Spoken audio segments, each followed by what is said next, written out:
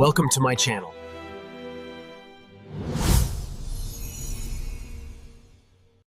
The rain in Loch Dhu did not fall so much as it drifted, a fine grey haar that clung to the wool of Hamish Macbeth's jumper and turned the surface of the loch into a sheet of hammered pewter. It was the sort of weather that discouraged ambition, which suited Hamish perfectly. Inside the police station, which was also his kitchen, his parlour, and the centre of his modest universe, the peat fire gave a half-hearted hiss. Hamish sat with his long, lanky legs stretched out toward the hearth, a chipped mug of coffee cradled in his hands. His dog Lugs, a creature of indeterminate breed and floppy ears, lay across his boots, snoring with a rhythmic wheeze that Hamish found deeply comforting. The telephone on the desk let out a shrill, demanding ring. Hamish eyed it with the weary suspicion one might afford a coiled viper. He knew that ring. It was the work ring. Likely Detective Chief Inspector Blair from Strathbane looking for someone to shout at, or perhaps a report on the poaching levels that Hamish was currently contributing to. He didn't move. He simply took a slow, thoughtful sip of his coffee. "If we ignore it, Lugs," Hamish murmured, "it might just decide it's got the wrong number and go bother the poor souls in Leg." The phone eventually gave up, falling into a blessed silence. Hamish sighed with relief, but his peace was short-lived. A sudden, aggressive roar of an engine far too expensive and high-revving for the narrow, winding roads of Sutherland, shattered the Highland quiet. Hamish stood and moved to the window, pushing aside the lace curtain. A silver Mercedes-Benz, polished to a mirror finish that looked positively obscene against the rugged backdrop of the hills, had pulled up outside the grocery shop. Out stepped a man who looked as though he had been curated by a London department store specifically to annoy Highlanders. He was dressed in brand-new tweed that had never seen a bramble, a silk cravat that glowed a violent shade of magenta, and boots so shiny they could have been used as signalling mirrors. This was Julian Vane, a Sassenach property developer who had recently bought the old McRae cottage on the cliffside. He hadn't just bought it. He had gutted it, installed floor-to-ceiling glass, and sent a formal letter to the council complaining about the unregulated smell of fish from the harbour. "Ah, look at that, Lugs," Hamish sighed. "He's got that look on his face again. The look of a man who wants to turn the loch into a marina and the locals into waitstaff." Vane was currently shouting at Mrs. Kennedy, the postmistress, who was trying to sweep her doorstep. Even from the window, Hamish could hear the clipped, arrogant vowels. "I told you, woman. The delivery was expected at 10. It's nearly noon. In London, people are sacked for this level of incompetence." Mrs. Kennedy, a woman who had survived 80 Highland winters and 3 husbands, didn't look impressed. She simply continued sweeping, her broom missing Vane's polished boots by a fraction of an inch. Hamish felt a familiar, heavy tug in his chest. It was the feeling that his quiet day of coffee and poaching was about to be officially ruined. Julian Vane was the sort of man who invited trouble, not because he was a criminal, but because he treated the world like his private footstool. And in a village like Loch Dhu, people didn't like being sat upon. "I suppose I should go out there before Mrs. Kennedy hits him with that broom," Hamish told the dog, though it would be a grand service to the community if she did. He reached for his peaked cap, adjusted it to a slightly rakish, lazy angle, and stepped out into the mist. He needed to look like a man who was barely awake, a man of no consequence. It was his best defence against the world's demands. Hamish sauntered across the road, his gait slow and rolling, like a man who had all the time in the world and very little to do with it. As he approached the post office, the air was thick with the scent of damp wool and Julian Vane's expensive, cloying cologne. Vane was still red-faced, his magenta cravat trembling with every indignant breath. Mrs. Kennedy caught Hamish's eye and gave a small, imperceptible nod, her lips thinned into a line of grim satisfaction. "Now then, Mr. Vane," Hamish said, his voice a soft Highland lilt that always seemed to imply he was on the verge of an afternoon nap. "Is there a bit of a problem with the post? The mist plays havoc with the vans coming over the Struy, you see. Nature doesn't always follow a London timetable." Vane spun around, his eyes raking over Hamish's unpressed uniform with visible distaste. "Officer, thank God. This woman is being deliberately obstructive. I am expecting a package of high-grade artisanal cheeses for my winter fair gala tonight. If they sit in a damp depot because of the mist, they'll be ruined. I pay a great deal of tax for services that apparently end at the Highland border." Hamish hooked his thumbs into his belt, looking thoughtful. "Artisanal cheeses. Well now, that sounds like a grand treat. But Mrs. Kennedy here is a law unto herself when it comes to the mail. If it's no here, it's no here. It's typical," Vane snapped, turning back to the postmistress. "This entire village is a relic. You're lucky I'm even hosting this event. I'm trying to bring a touch of culture to this damp little backwater, and all I get is sluggishness." He stormed off toward his Mercedes, the tires spitting gravel as he roared away toward his glass-fronted monstrosity on the cliffs. Hamish watched him go, a small frown creasing his brow. "He's a man in a terrible hurry to get to the end of his life, Mrs. Kennedy. He's a man who'll find the end of it sooner than he thinks, if he keeps talking to folks like they're dirt under his heel," she replied tartly, before retreating into the warmth of her shop. Hamish spent the next few hours drifting through the village, ostensibly on patrol but mostly checking if the hotel had started its lunchtime soup. The winter fair was a new addition to the Loch Dhu calendar, an invention of the local tourism board and Julian Vane, who had insisted on a sophisticated evening of carols and expensive stalls. The locals were sceptical, preferring their winter entertainment to involve more whiskey and fewer velvet ribbons. As evening fell, the mist thickened into a heavy shroud. The fair was set up on the village green, illuminated by strings of fairy lights that flickered weakly against the encroaching dark. Hamish, accompanied by lugs, strolled the stalls. There was a chill in the air that went deeper than the damp, a cold, biting wind coming off the North Sea.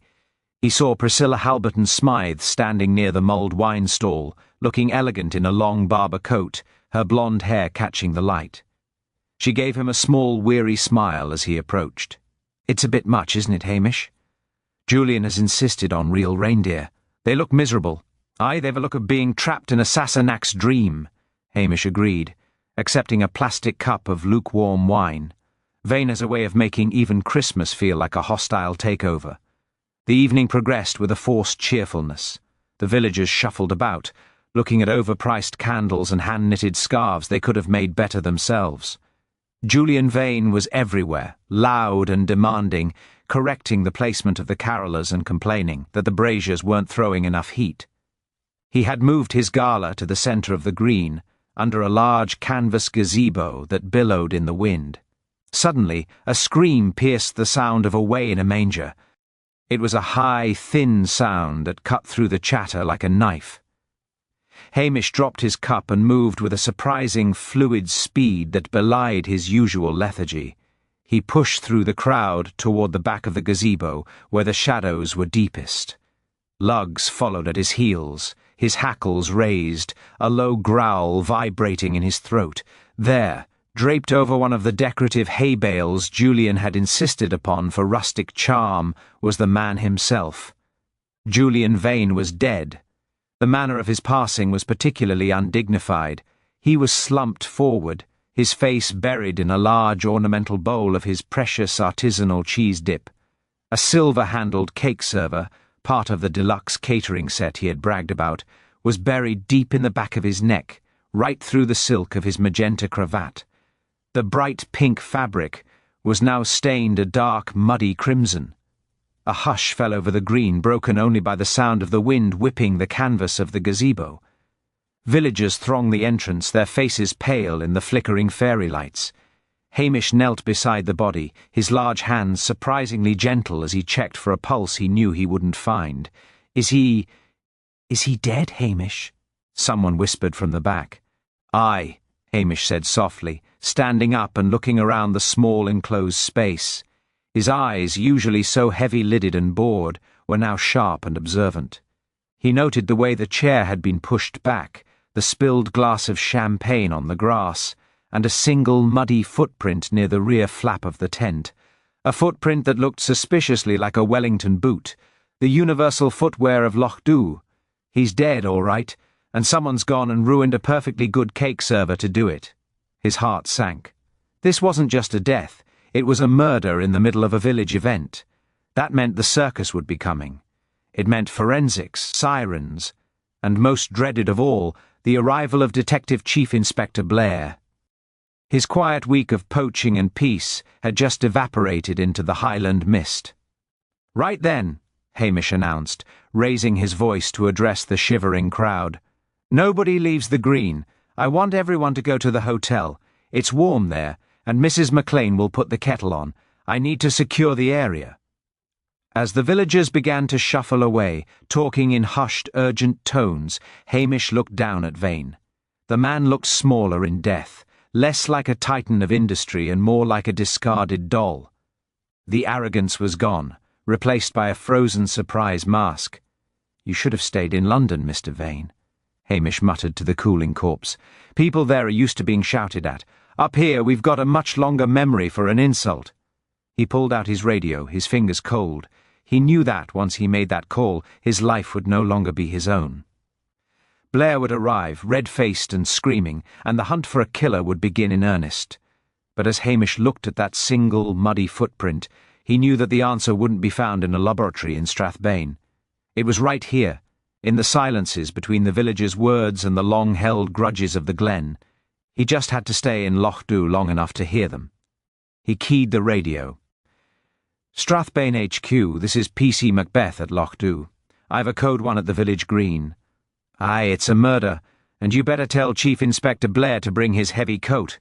It's going to be a long night." He stood there for a long moment after the radio went silent, the mist swirling around him.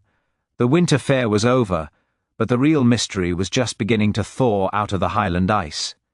He looked at Luggs, who was sniffing the air with narrowed eyes. "Well, Luggs," Hamish sighed, adjusting his cap against the rain, "I think we can forget about that stew for tonight. We've got a Sassenach to settle." The lights of the village hotel flickered in the distance, a beacon of gossip and guarded secrets. Hamish knew that by the time he got there, the stories would already be changing, the truth being tucked away behind the stone walls of the Highlands.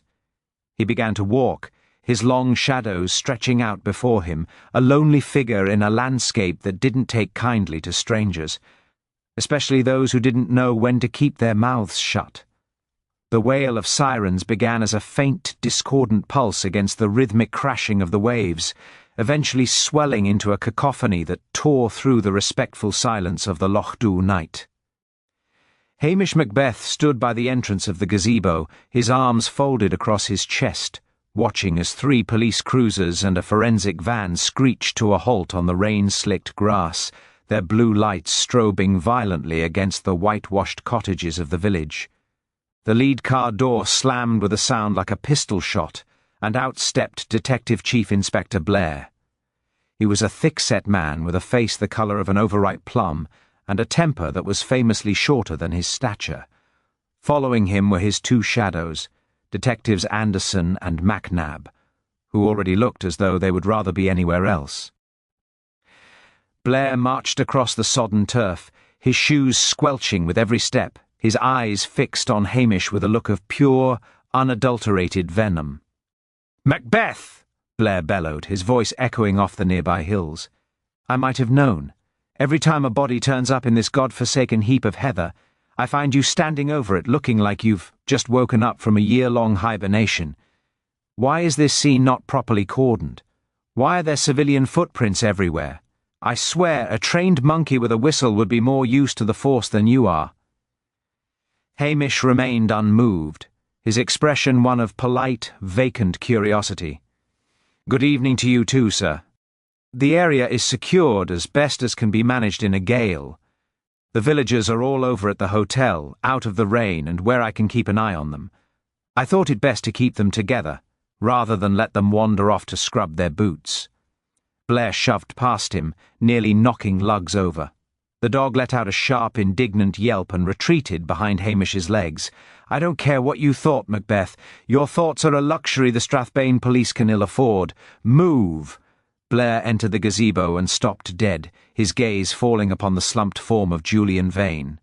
A cruel, thin smile touched his lips as he saw the cake server.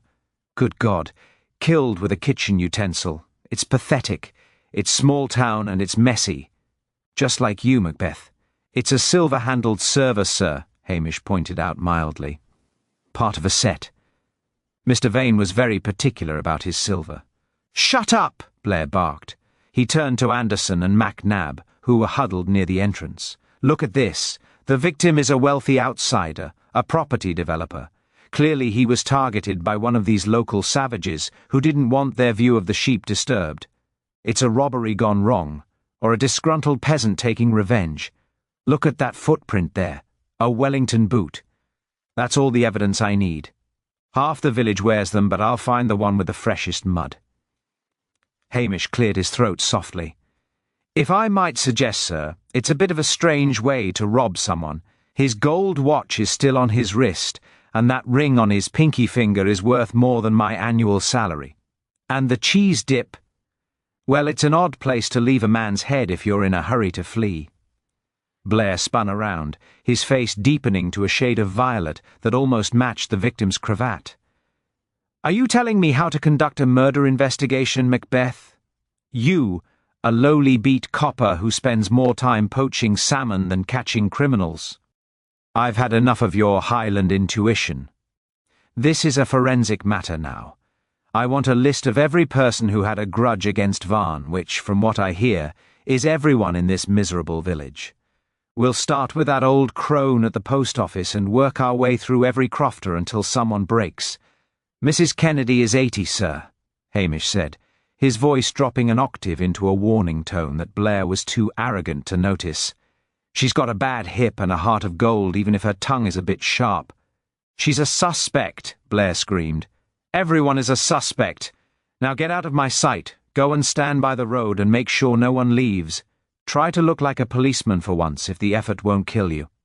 And keep that mangy cur away from the evidence. Hamish nodded slowly, his eyes narrowing just a fraction. He knew better than to argue with Blair when the man was in the grip of his own self-importance. It was better to let the DCI stomp about, contaminating the scene and bullying the innocent. It gave Hamish the room he needed to work in the shadows. He whistled for lugs and stepped back out into the rain, leaving the frantic shouting and the harsh camera flashes of the forensic team behind. The village green was now a sea of mud, the festive fairy lights looking tragic in the gloom. Hamish didn't go to the road. Instead, he lingered by the edge of the gazebo, his back to the wind. He watched as Blair began barking orders at MacNab to bag the cake server, noting how the DCI nearly tripped over the very footprint he had claimed was his lead. Hamish's mind was already straying from the obvious. He thought about the way Vane had been sitting, facing the back of the tent, not the entrance. He thought about the cake server, which had been taken from a sideboard at the far end of the display. Whoever had killed Vane hadn't brought a weapon. They had used what was at hand, suggesting a crime of sudden, sharp opportunity rather than a planned execution. He looked toward the Lochdu Hotel, where warm yellow light poured from the windows. The villagers would be there, nursing dreams and whispering, their stories already being woven into a protective shield against the outsiders from Strathbane. Blair would go in there like a bull in a china shop, and he would learn nothing. But Hamish knew how to listen to the things that weren't said. The pauses in a conversation, the way a hand trembled while holding a glass, the secrets kept in the dark corners of a croft. "He thinks it's about the land lugs," Hamish whispered, the rain dripping from the brim of his cap. But Vane was a man who collected enemies like other men collect stamps. It won't be something grand like a property dispute. It'll be something small, something petty. He adjusted his belt and began the walk toward the hotel, his silhouette tall and thin against the grey mist. He would let Blair play the great detective for a few hours. In the meantime, there was tea to be drunk, gossip to be gathered, and a killer who likely thought they had gotten away with it because the local policeman was too lazy to notice. As he reached the heavy oak door of the hotel, he paused, looking back at the flickering blue lights on the green. The hunt was on, but the hounds from Strathbane were barking up the wrong tree entirely. Hamish pushed the door open, greeted by a wall of heat and the low, anxious hum of a village under siege. It was time to start mooching. The heavy oak door of the Lochdu Hotel swung shut behind Hamish, cutting off the abrasive wail of the sirens and the chill of the Highland night. Inside, the air was a thick, fragrant soup of peat smoke, damp tweed, and the medicinal tang of spilled whiskey. The residents of Lochdu were packed into the residence lounge and the bar, their faces etched with a peculiar mixture of genuine shock and a wary, defensive silence that Hamish knew all too well. To an outsider like Blair, this room would look like a gathering of simple country folk, but Hamish saw it for what it was, a fortress of secrets. He moved through the crowd, his presence barely causing a ripple, his tall, lanky frame blending into the shadows as he made his way toward the bar. Archie McLean, the proprietor, was busy lining up glasses with a frantic precision. He didn't even look up as Hamish leaned against the counter. "A bad business, Hamish," Archie muttered, his voice low and vibrating with anxiety. "A terrible business. In the middle of the fair, too. It'll be the ruin of the winter season." "Aye, it's no exactly the festive spirit the council was hoping for," Hamish replied, his voice a soothing, sleepy drawl. "Is there any tea on the go, Archie? Or perhaps a bit of that mutton broth I smelled earlier? A man can't think on an empty stomach, and those lads from Strathbane are likely to eat everything in the village before the night is out." Archie signalled to a kitchen girl. Within minutes, Hamish was tucked into a quiet corner with a steaming mug and a thick slab of buttered bannock. He didn't start by asking about the murder. Instead, he sat and listened. He listened to the way Nessie Curry was whispering to the schoolteacher about the state of Julian Vane's finances, and the way the minister was staring into his glass as if the secrets of the universe were written in the amber depths of his malt. He watched the room with half-closed eyes, appearing to be focused entirely on his food, while his mind catalogued every nervous twitch and over-loud laugh.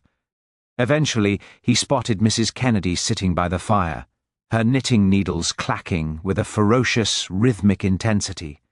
He sauntered over and eased himself into the armchair opposite her.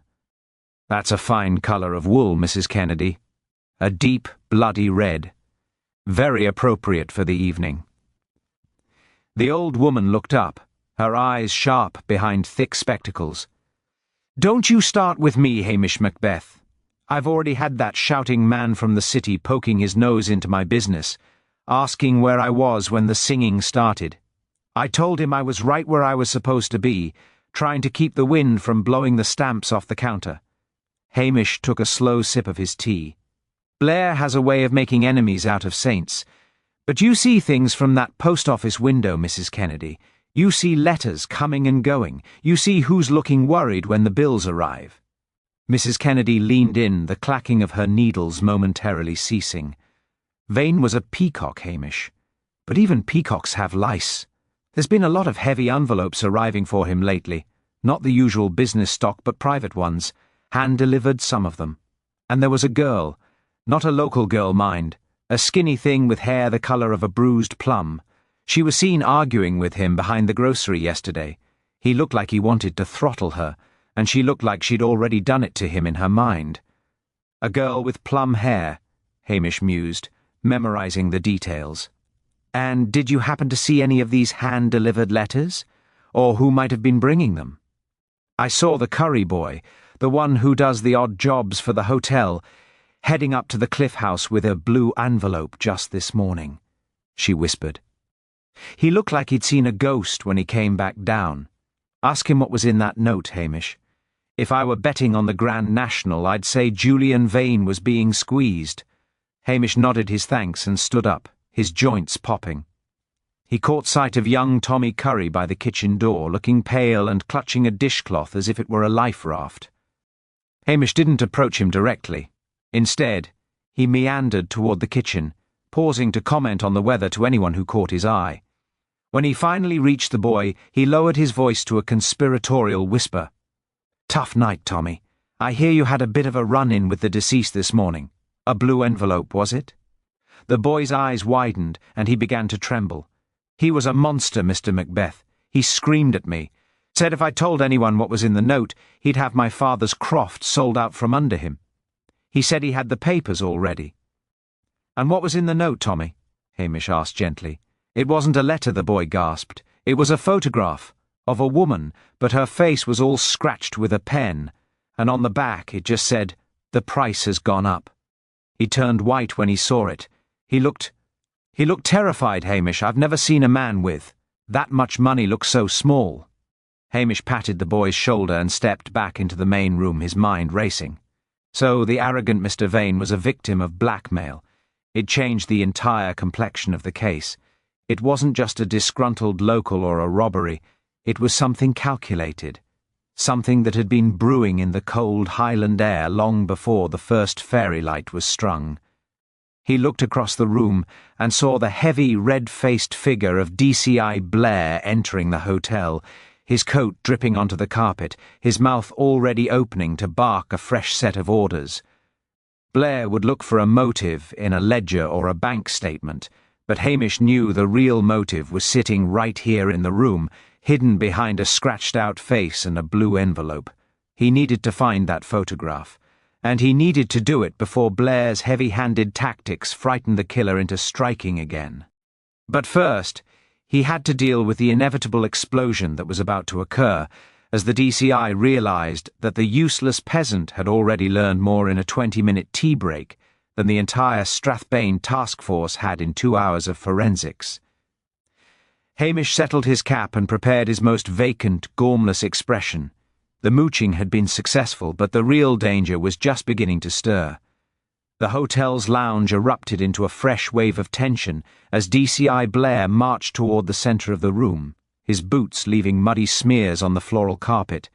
He ignored the shivering villagers and went straight for Hamish, who was still standing near the kitchen door with an expression of mild, bovine confusion. Blair's face was now a dangerous shade of damson, and his breath smelled of peppermint and cold rain. "I told you to stay on the road, Macbeth. Instead, I find you tucked away in the warm, stuffing your face with scones while my men are out there catching pneumonia in the dark.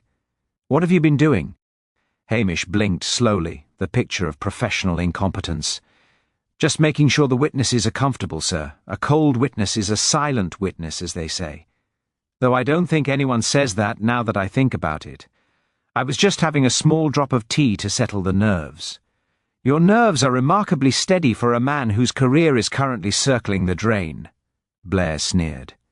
He turned his back on Hamish and addressed the room at large. "Listen up. I want every person who was within 20 yards of that gazebo to step forward. We know it was one of you. We've got footprints, and we've got a weapon that came from this very hotel's catering supplies. If no one speaks, I'll take a lot of you down to Strathbane for questioning, and the heating in the cells is currently out of order." A low, resentful murmur rippled through the villagers. In the corner, Hamish caught the eye of Priscilla Halberton Smythe. She had been watching the exchange with an air of detached amusement, but as Blair began his tirade, she stood up and walked toward them.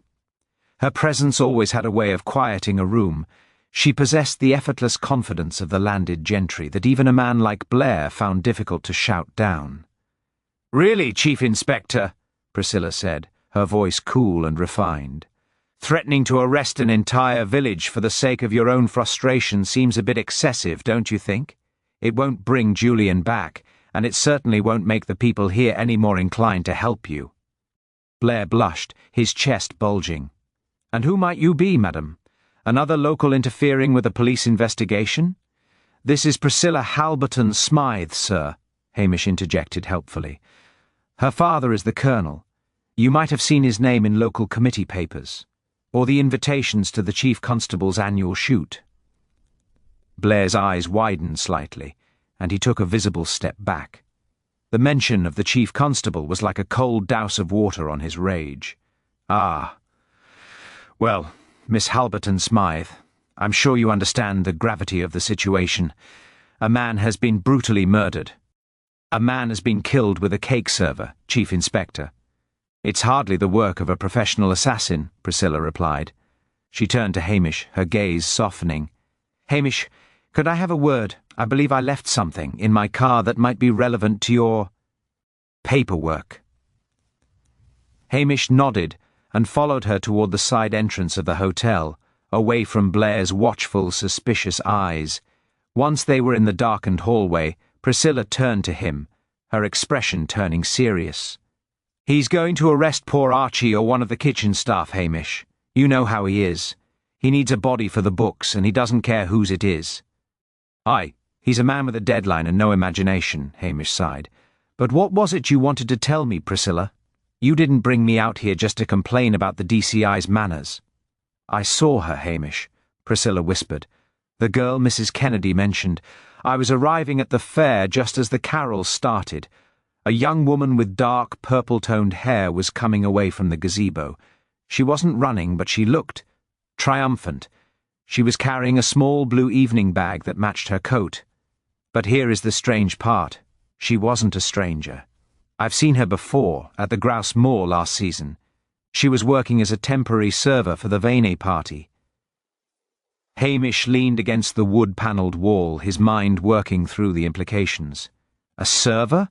Then she'd know exactly where the catering supplies were kept. She'd know about the silver-handled servers. "Exactly," Priscilla said. "But there's more.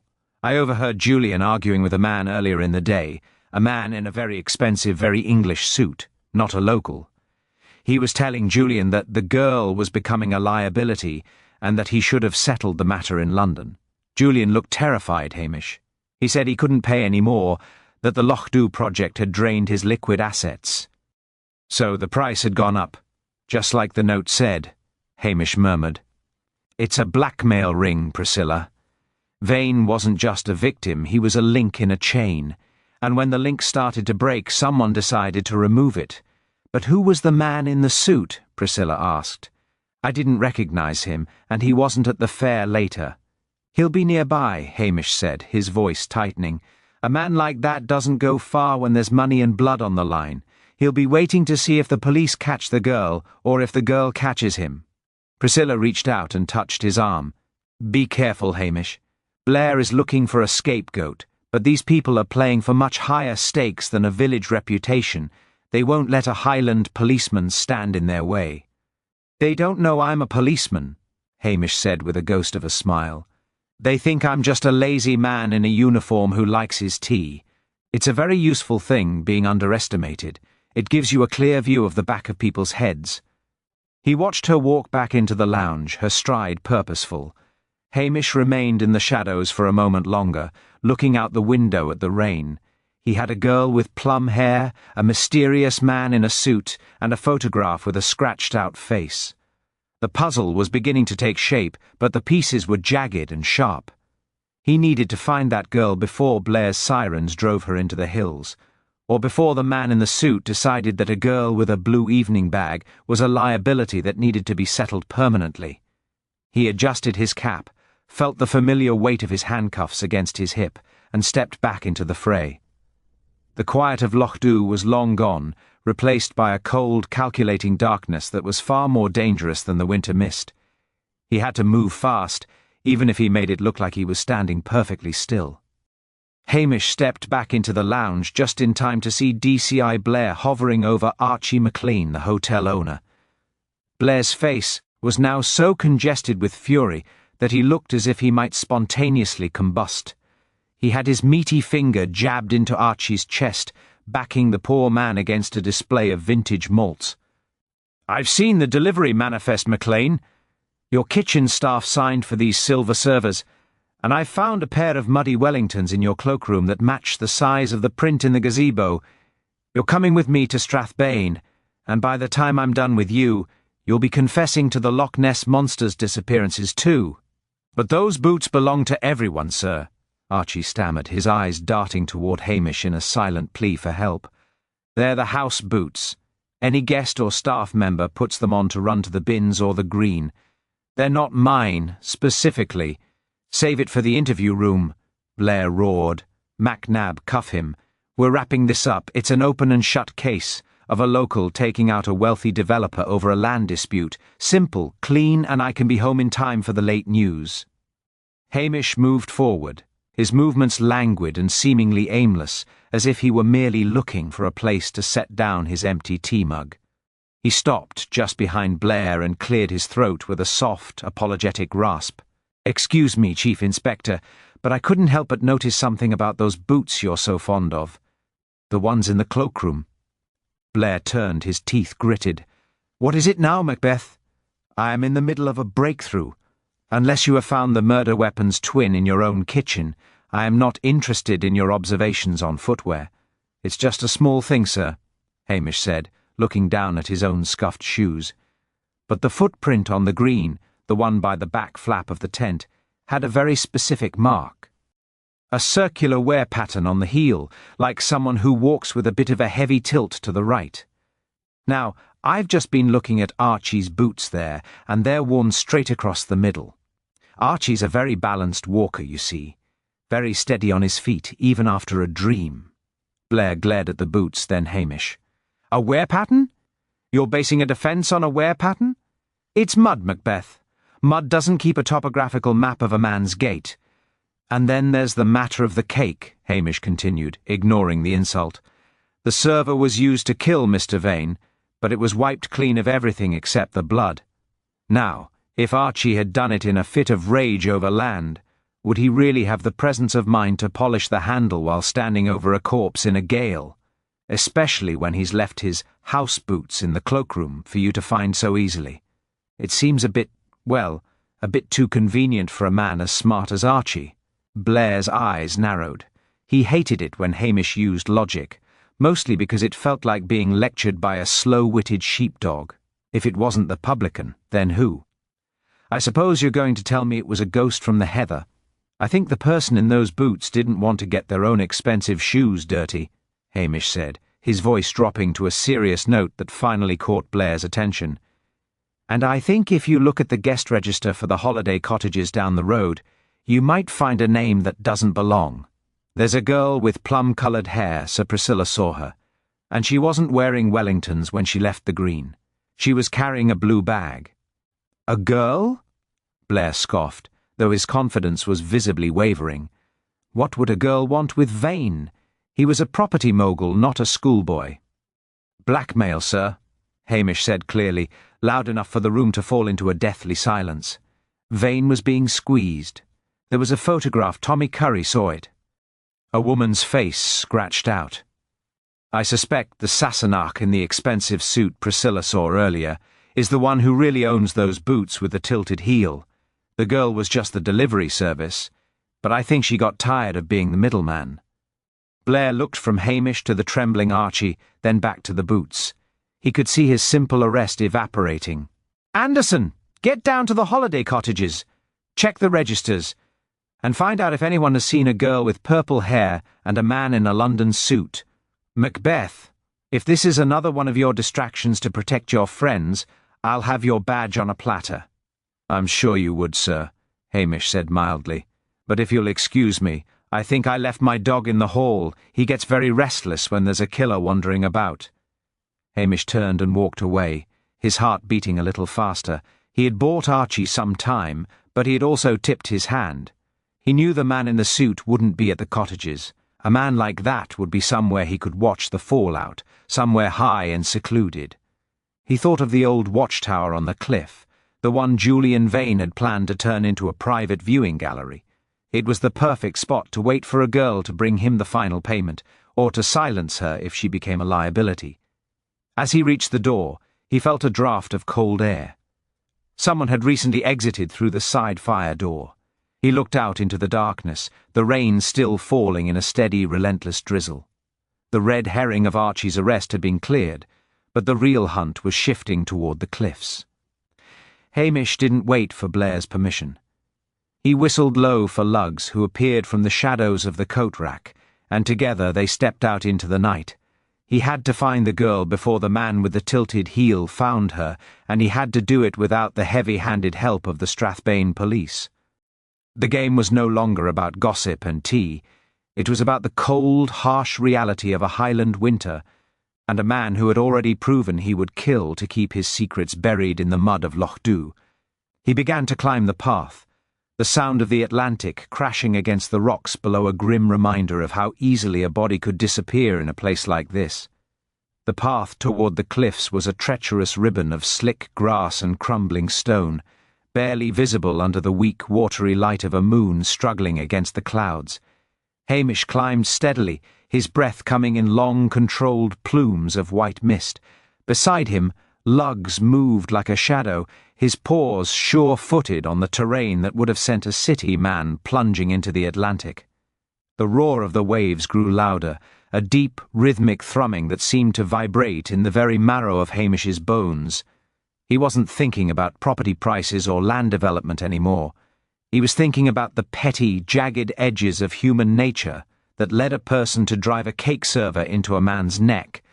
As he reached the plateau where the old watchtower stood, he saw a faint flicker of light through the narrow arrow slits of the stone structure.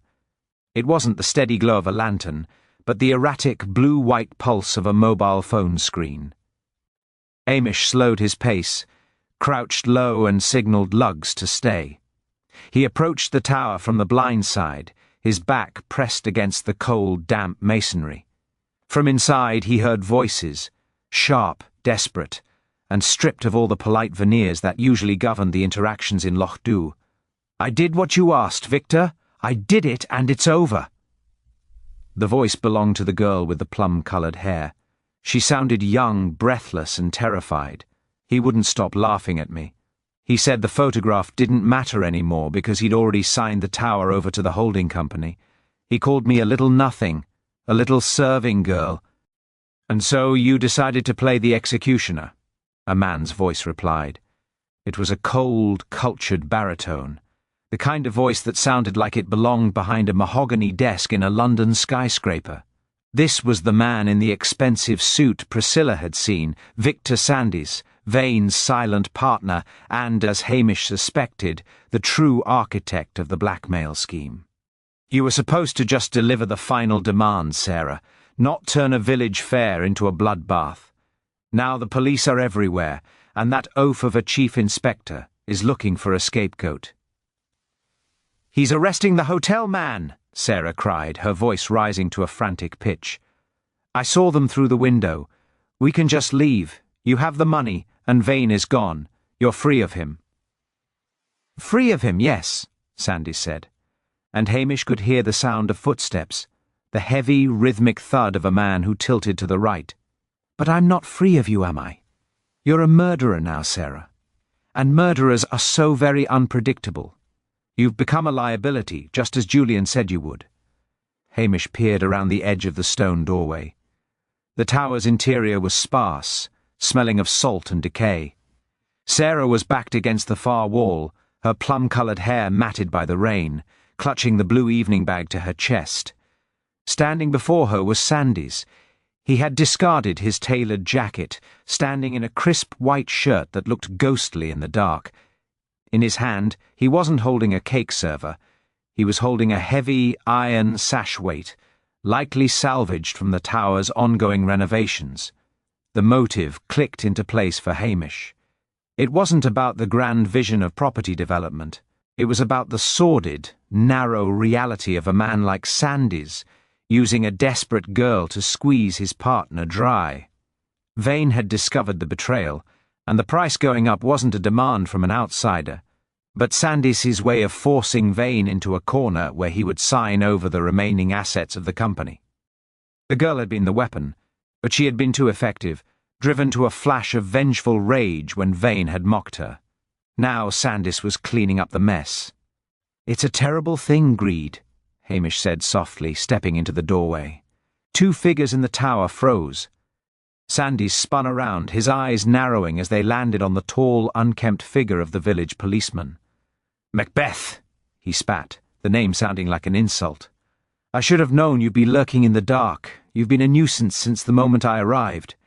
And you've been a murderer since the moment you decided that Julian Vane was worth more dead than alive," Hamish replied, his voice calm and steady.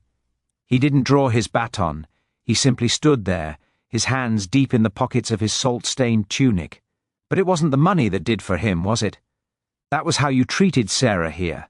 You used her like a tool, and then you were surprised when the tool turned out to have a heart and a temper. She's a common criminal, Sandys sneered, though he shifted his grip on the iron weight. She killed him. I was merely protecting myself. You were setting her up, Hamish said, just like you tried to set up Archie McLean with your boots. You're a man who likes to keep his hands clean, Mr. Sandys. But the Loch Dhu mud has a way of sticking to everyone. You've got the tilted heel, you see, a very distinctive mark. Even DCI Blair will be able to read that map once I point it out to him. Sandys looked at his feet, then back at Hamish. A look of cold, calculating desperation crossed his face. He realized that the lazy policeman wasn't just observing, he was documenting every flaw in his carefully constructed plan. The silence in the tower grew heavy, broken only by Sarah's ragged sobbing and the wind howling through the arrow slits. Hamish knew he was in a dangerous position. He was alone on a cliffside, with a man who had everything to lose and a heavy iron weight in his hand. But Hamish also knew something about men like Sandys. They always underestimated the stupid Highlander. "You're not going to arrest me, Macbeth," Sandys said, a slow, predatory smile spreading across his face. "There are no witnesses here but a girl no one will believe, and a dog. By the time the rest of the police get up this path, you'll have had a very unfortunate accident on the rocks. The mist is so thick after all. People lose their footing all the time." Hamish didn't move. He just looked at Sandys with a weary, sceptical sort of pity. "Aye, the mist is a danger, surely, but it's not the mist you should be worried about, Mr. Sandys, it's gossip. You see, in Loch Dhu, we don't need a DNA lab to know when a man is a liar. We just need to wait for him to start talking." Hamish shifted his weight, his eyes locked on the iron in Sandys's hand. He wasn't afraid of the confrontation, but he needed Sandys to move first. He needed the man to commit his own destruction. The trap was already set, not in the tower, but in the very arrogance that allowed Sandys to think he was the smartest man on the cliff.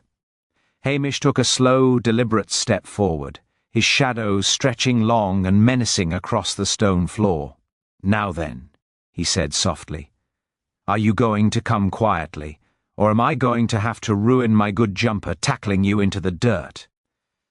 Sandys let out a short, bark-like laugh that was devoid of any humour, his fingers whitening around the iron sash-weight. "You think you're in control here, Macbeth? You're a rural curiosity, a relic of a dying age. You really believe your logic about heel wear and village whispers will stand up in a court against my legal team? By the time I'm through with you, the only thing the jury will see is an incompetent constable who let a girl and a businessman wander into a dangerous situation on a cliff." He took a menacing step toward Hamish, the iron weight swinging slightly at his side. "Step aside, and I might just let you keep your dignity before you retire to your cabbages and your poaching." Hamish didn't move. In fact, he looked even more relaxed than he had in the hotel, leaning his shoulder against the damp stone of the doorway, as if he were waiting for a bus that was running late. "You see, that's where you're mistaken, Mr. Sandys. You're thinking like a man who lives in a world of contracts and fine print. But you're in Loch Dhu now. In this village, a man's reputation isn't built on what he says in a boardroom. It's built on what the neighbours see when he thinks nobody's looking." Hamish paused, letting the sound of the wind fill the tower. "And while we've been standing here having this grand dramatic chat, I've been wondering if you noticed the light coming from the old shepherd's hut, just down the ridge. It's got a perfect view of this tower, and old Geordie keeps a pair of binoculars for watching the seals. He's a terrible gossip, Geordie. He's probably on his radio to the hotel right now, telling everyone about the man in the white shirt, waving a piece of iron at the police." Sandys's eyes flickered toward the narrow window, a momentary lapse in his concentration. It was a bluff. Geordie was currently 3 drams deep into a bottle of Macallan and wouldn't have noticed a circus parade, but for a man as paranoid as Sandys, the idea of an unseen witness was a poison. "You're lying," Sandys hissed, though his posture shifted from predatory to uncertain. "Maybe I am, and maybe I'm no," Hamish said with a maddeningly vague smile. "But then there's the matter of the bag. "Sarah, lass, you've still got that blue evening bag, haven't you? The one you were carrying when you left the gazebo?" The girl, still huddled against the wall, nodded frantically. Her knuckles were white as she gripped the silk fabric. I have it here. It's got the photograph, the one Victor told me to show Julian. And it's got the note he wrote telling me exactly what to say to make Julian angry." Sandys turned his fury back on the girl. "Give that to me, now!" He lunged toward her, but Hamish moved with a surprising, lightning-fast agility that only those who had seen him handle a salmon in the dark would recognize. He didn't tackle Sandys. Instead, he whistled a sharp, piercing note. Lugs, who had been waiting in the shadows of the entrance like a coiled spring, launched himself forward. The dog didn't bite, but he threw his solid, furry weight against Sandys's knees with the precision of a rugby player.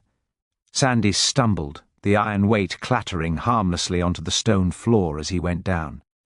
He scrambled to regain his footing, but Hamish was already standing over the weight, his boot firmly planted on the metal. "I wouldn't, Mr. Sandys. Lugs has a very low opinion of people who threaten his friends, and I haven't fed him his supper yet."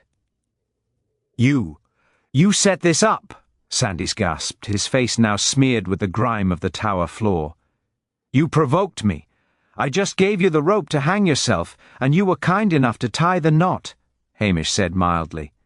He reached down and picked up the iron weight, turning it over in his hands. "This is a heavy bit of kit. I think Blair's forensics team will find a few flakes of the same blue paint from the gazebo on it, seeing as you were using it to hold the back flap open earlier today when you were checking on your investment. It's all about the details, you see." Hamish looked at Sarah, who was shivering violently. "Sarah, you've done a bad thing, a very bad thing.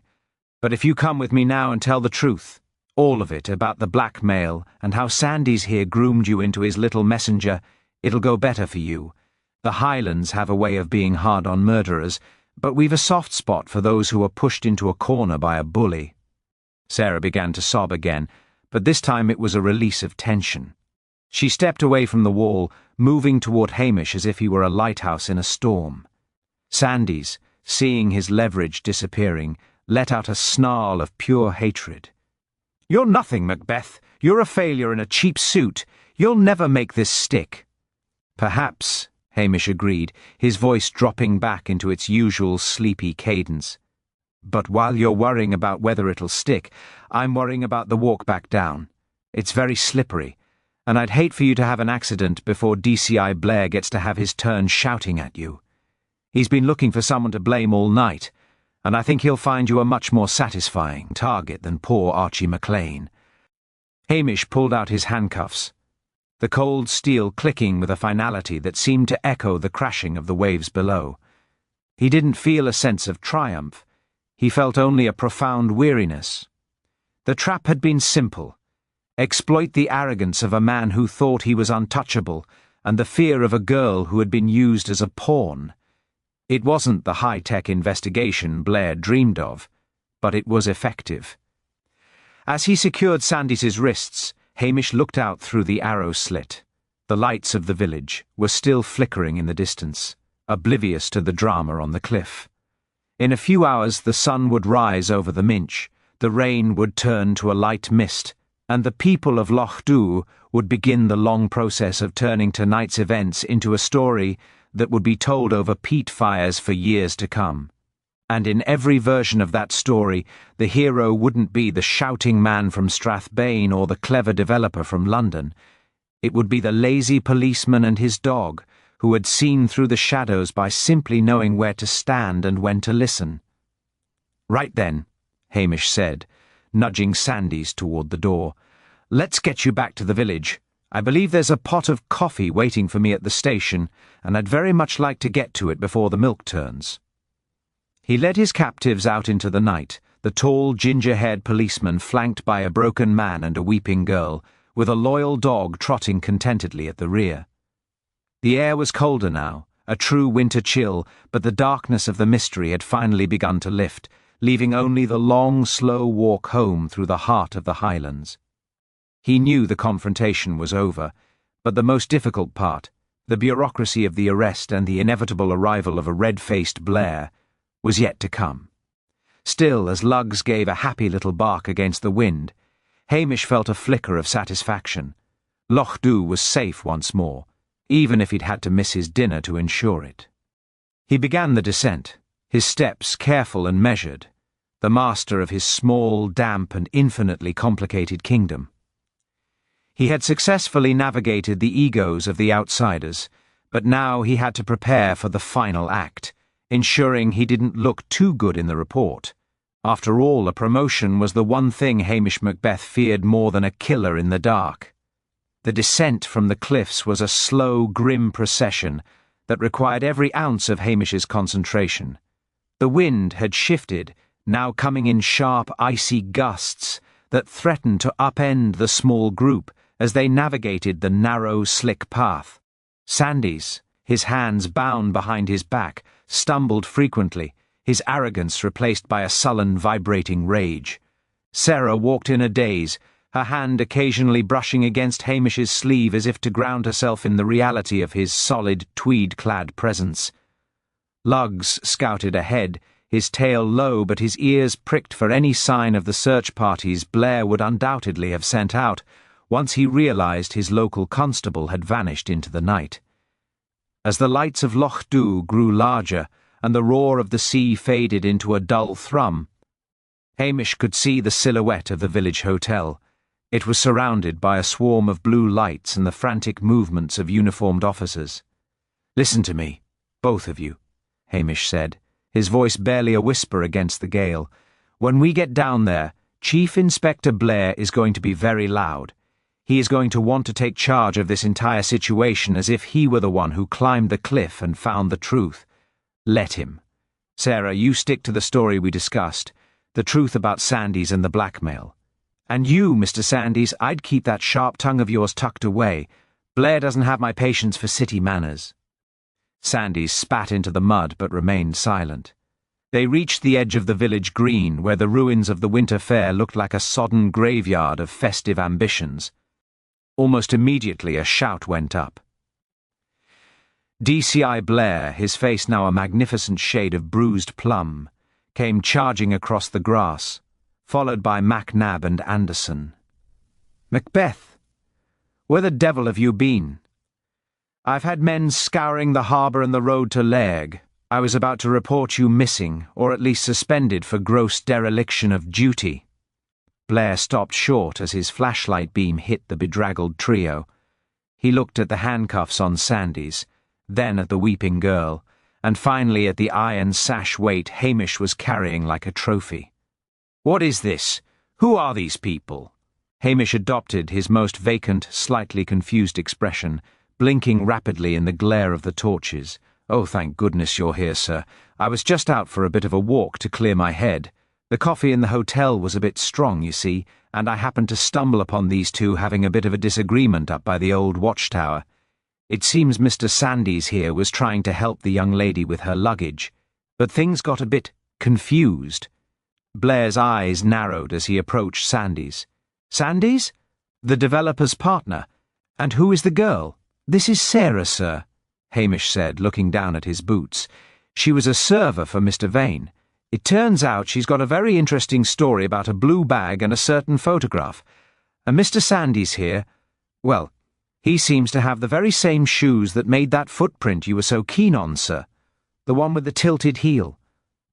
I remembered you mentioning how important the footwear was, so I thought I'd better bring him down for you to have a look at." Blair's chest began to puff like a territorial pigeon. The rage was being rapidly replaced by the intoxicating scent of a career-making arrest. He looked at Sandys, then at the iron weight in Hamish's hand. "The footwear? Yes, of course. I noticed the gait abnormality immediately during my initial sweep, and the girl, she's the witness I've been looking for. Macbeth, you've managed to get in the way of a major breakthrough, but I suppose your bungling has at least brought them within my reach." "Aye, sir," Hamish said, suppressing a sigh of relief. "I'm sure you'll be able to piece it all together now. I was quite lost, to be honest. If it weren't for your instructions about the boots, I wouldn't have known what to look for." Blair barked an order to Macnab. "Take them! Separate them! I want Sandy's in the back of my car and the girl in the van. I'll begin the interrogations at the station." This is it, lads. The London connection, the blackmail, the murder. It's exactly as I theorized from the start. As the officers swarmed around the suspects, pushing them toward the waiting vehicles, Hamish stepped back into the shadows of a nearby sycamore tree. He watched as Blair began to direct the scene with theatrical flourishes, shouting into his radio about a coordinated tactical apprehension and the meticulous forensic trail he had followed to the cliffs. Priscilla Halberton-Smythe emerged from the hotel porch, her coat wrapped tightly around her. She caught Hamish's eye and drifted over, a knowing smile playing on her lips. "So Blair has solved the mystery, has he?" she asked softly, watching the DCI preen for the benefit of a local journalist who had just arrived. "In his own mind, Priscilla, he's the hero of the hour," Hamish replied, leaning against the rough bark of the tree. "And that's exactly where I need him to stay. If I'm the one who caught them, the super will want to move me to a desk in Strathbane before the week is out. If Blair takes the credit, he gets a commendation, and I get to stay in Loch Dhu with my dog and my stove." "You're a very devious man, Hamish Macbeth," Priscilla murmured. "To let a man like that treat you like a fool just so you can keep your peace. It's not a high price to pay," Hamish said, looking out at the dark waters of the loch. "I've no desire for a medal. I just want to be able to walk down the street without someone shouting orders at me. Besides, Blair will believe his own lies by tomorrow morning anyway. He's got a very creative memory. The activity on the green began to wind down as the police cars sped away, their sirens silent now that the drama had been contained. The villagers, seeing that the danger had passed, began to filter out of the hotel, talking in low, urgent tones. Archie McLean stood in the doorway, looking exhausted but infinitely relieved. He caught Hamish's eye and gave a small, grateful nod. The threat of a wrongful arrest had vanished, replaced by the local knowledge that their policeman had, once again, quietly saved one of their own. "Are you coming inside for a final drama?" Priscilla asked. "I think the whole village wants to buy you one." Hamish looked at the station, where a thin curl of smoke was still rising from the chimney.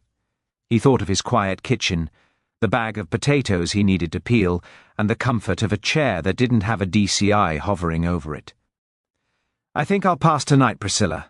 Lugs and I have had enough excitement for one winter fair. I've a pot of stew that's been sitting on the hob, and if I don't get to it soon, it'll be more of a structural material than a meal." "Good night, then, Hamish," she said, reaching out to pat Lugs on the head. "Try not to solve any more murders before breakfast." Hamish watched her walk away, her silhouette elegant against the fading lights of the fair. He whistled for Lugs and began the short walk back to the police station. The rain had stopped at last, leaving the air crisp and smelling of salt and wet earth. He felt the weight of the night lifting from his shoulders. The case was essentially over. Blair would handle the paperwork, the lawyers would argue over the degree of Sarah's involvement, and Victor Sandys would discover that the Highland justice system was far less flexible than a London boardroom. As he reached his door, Hamish paused to look back at the village. Loch Dhu was returning to its natural state, quiet, insular, and deeply suspicious of change. The Sassenach property developer was gone, and the outsider partner was in chains. The hills remained, indifferent to the petty squabbles of men. Hamish opened the door, the warmth of the peat fire greeting him like an old friend. He took off his damp cap and hung it on the peg, then reached for the kettle. He had managed to avoid a promotion, save a friend, and catch a killer, all while appearing to be the laziest man in the county. It had been a productive day by his standards.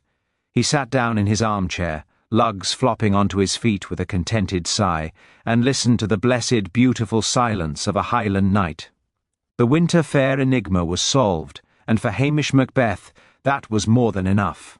He would let the world believe in Blair's brilliance, as long as he could believe in the peace of his own hearth. The heavy silence of the police station was a balm to Hamish's frayed nerves, but it was a fragile thing. He knew the paperwork would eventually come for him, even if Blair was currently hogging the glory. He moved toward the small, scarred wooden desk in the corner of the kitchen and pulled out a single sheet of official stationery. With a blunt pencil, he began to write his report, his handwriting a slow, deliberate scrawl. He made sure to emphasize his own confusion during the events on the cliff, detailing how he had wandered into the watchtower by accident while looking for a stray sheep he thought he'd heard bleating in the mist. He wrote that he had found the suspects already in a state of high distress, and had simply assisted them back to the village where the real police work could begin under the guidance of Detective Chief Inspector Blair. He smiled to himself as he wrote the word assisted. It was a masterpiece of understatement. If the Chief Constable read this, he would see only a well-meaning but slightly dim-witted village bobby who had happened to be in the right place at the right time, through sheer dumb luck. It was the ultimate insurance policy against the dreaded move to a city station. Just as he was signing his name with a flourish, a sharp, rhythmic rapping sounded at the back door. Hamish froze, his hand hovering over the paper. He recognized that knock. It wasn't the aggressive hammering of a Strathbane official or the timid tap of a village child.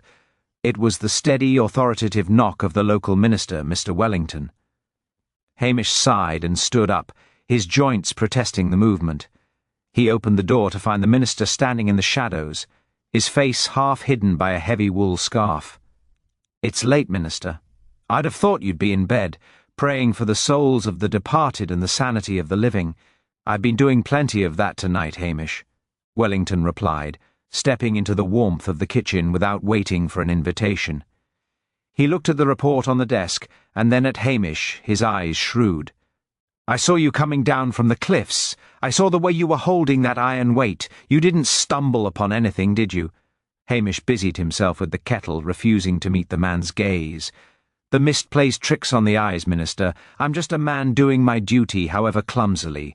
Don't play the fool with me, Macbeth. I've known you too long," the minister said, pulling out a chair and sitting down. "I came to tell you something I didn't want to say in front of that red-faced man from the city. About the girl, Sarah. She came to the manse 3 days ago. She was terrified. She told me she was being forced to do something she hated, but she wouldn't say what. She asked if God could forgive a person for a sin they hadn't committed yet." Hamish paused, the kettle mid-pour. "And what did you tell her?" "I told her that the law of God is merciful, but the law of man is often blind," Wellington sighed.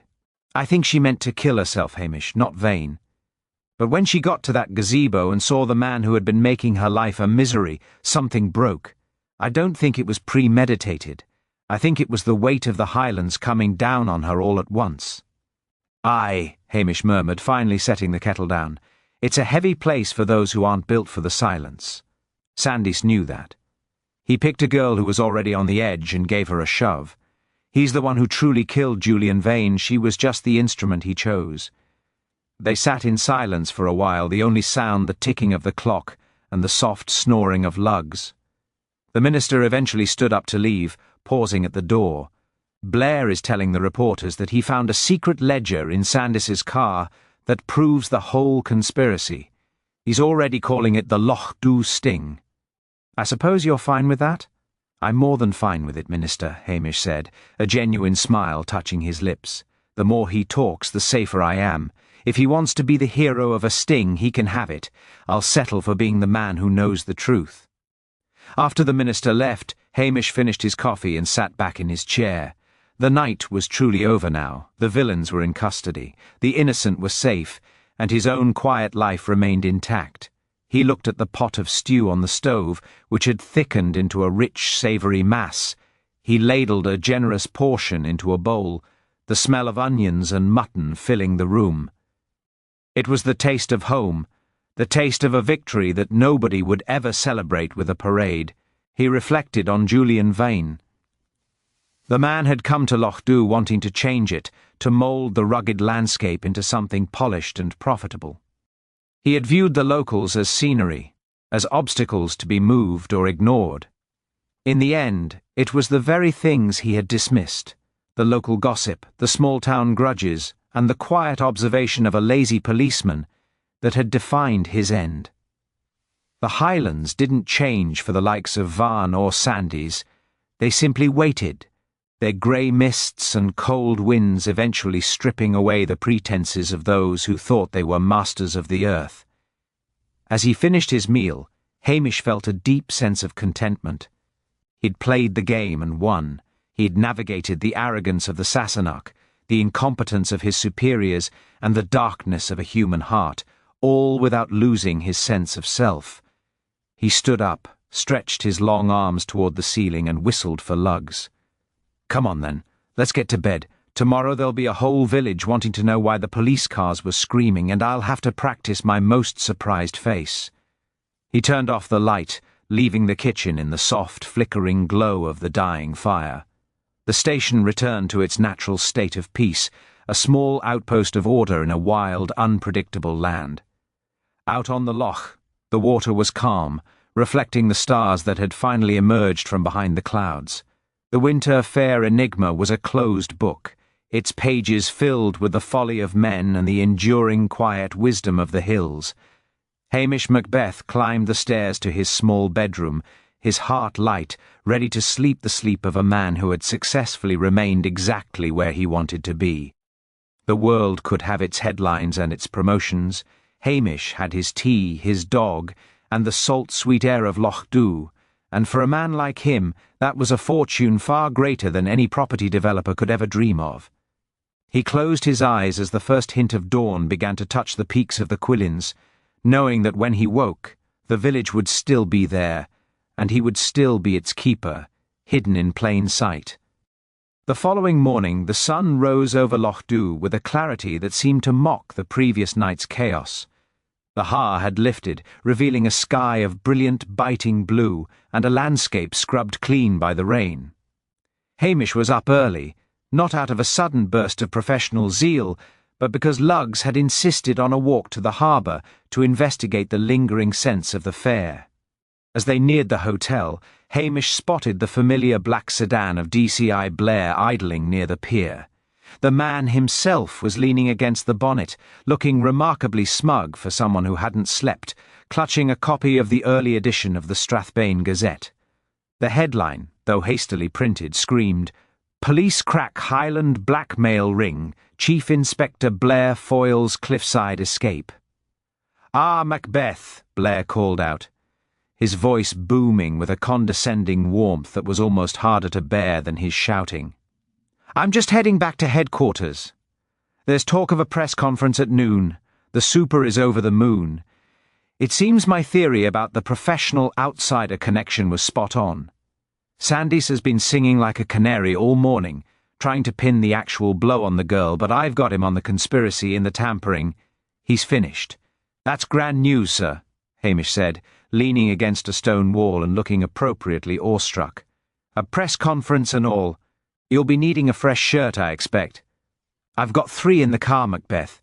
A man in my position has to be prepared for the limelight." Blair tapped the newspaper. "I've mentioned your assistance in the report.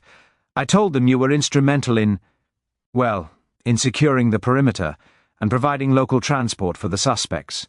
It's important to show that even the most junior members of the team have a role, however small." "I'm very grateful, sir," Hamish replied, his eyes twinkling with a hidden mirth. "I was worried I'd done something wrong, wandering about in the dark like that. It's a relief to know I was being instrumental all along." Blair climbed into his car, giving a sharp, dismissive wave. "Keep up the good work, Macbeth. Try to keep poaching to a minimum while the county's eyes are on us. We wouldn't want to tarnish the reputation of the Loch Dhu police now that I've made it famous." With a roar of the engine and a spray of gravel, the DCI vanished toward the main road, heading for the glory he so desperately craved. Hamish watched him go until the car was a mere speck against the hills. "Well, Lugs," he murmured, "I think we managed that quite well. He's got his headlines, and we've got our Tuesday." He turned back toward the village, stopping by the post office where Mrs. Kennedy was already out with her broom, sweeping away the last of the fair's tinsel. She looked up as he approached, her sharp eyes scanning his face. "So, the big man's gone to get his medal, has he?" "Aye, he's off to be a star, Mrs. Kennedy." "And I suppose he thinks he found that photograph and the blue bag all by himself?" she asked, leaning on her broom. Hamish shrugged. In the Highlands, the wind sometimes blows the truth right into a man's hand. He just happened to be standing in the right spot when the gust hit. Mrs. Kennedy gave a dry, raspy chuckle. "You're a terrible liar, Hamish Macbeth, but you're a good policeman. Archie's back at the hotel, by the way. He opened the bar early for a communal recovery session. He told me to tell you that your tea is in the house for a year, or your whiskey, if you're feeling more honest than usual." "I'll stick to the tea for now," Hamish said with a grin. He spent the rest of the morning in a blissful state of deceptive laziness.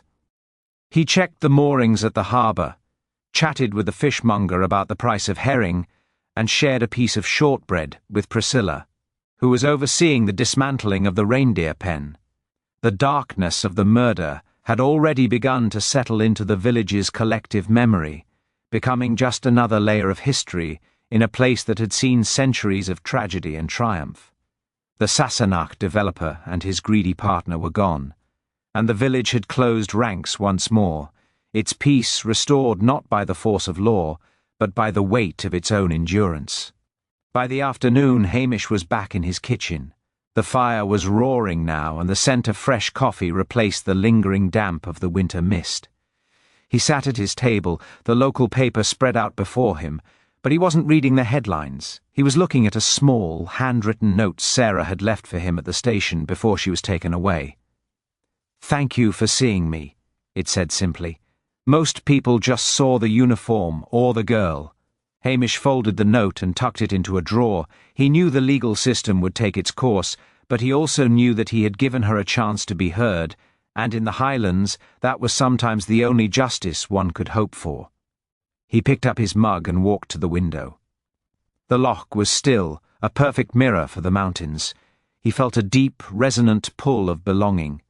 This was his kingdom, not a land of skyscrapers and corporate deals, but a world of silence, seasons, and secrets.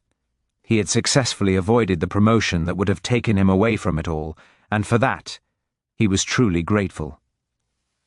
"Right then, lugs," he said, patting his pockets for his pipe. "The fair is over, the killer is caught, and Blair is famous. I think it's time for a very long nap. We wouldn't want to ruin our reputation for being useless, would we?" He settled into his armchair, the warmth of the fire seeping into his bones. The Winter Fair Enigma was a closed chapter, and as the afternoon light began to fade into a soft purple dusk, Hamish Macbeth closed his eyes, perfectly content to be exactly where he was. The smartest, laziest, and most indispensable man in the heart of the Scottish Highlands.